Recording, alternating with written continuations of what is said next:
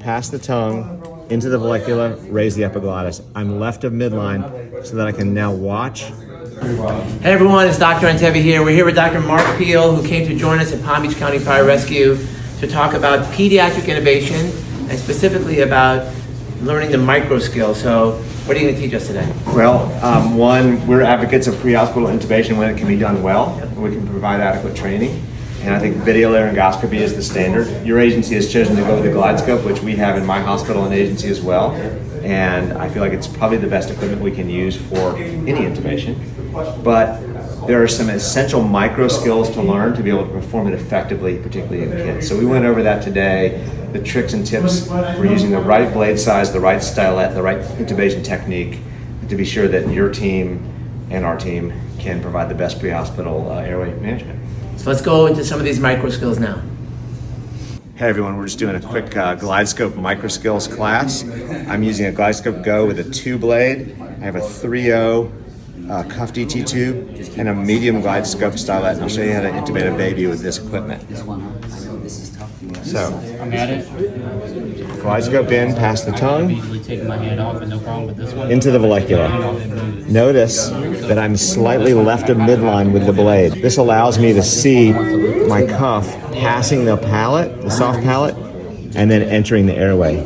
Now, I'm going to thread the tube into the airway with my thumb. My partner is going to inflate the cuff.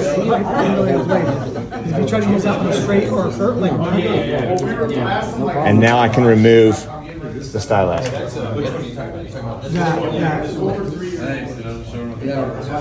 That easy. That's it.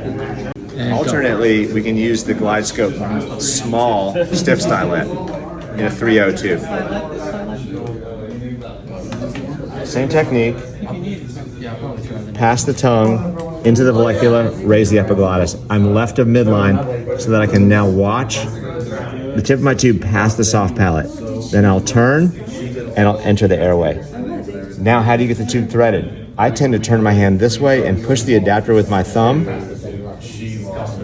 and the tube enters through the cords. Now we're going to inflate the cuff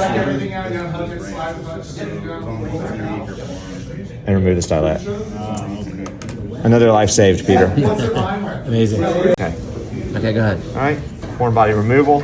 I tend to use the McGills backwards. I'm going to go in, grasp the foreign body, remove. Easy. GlideScope assisted.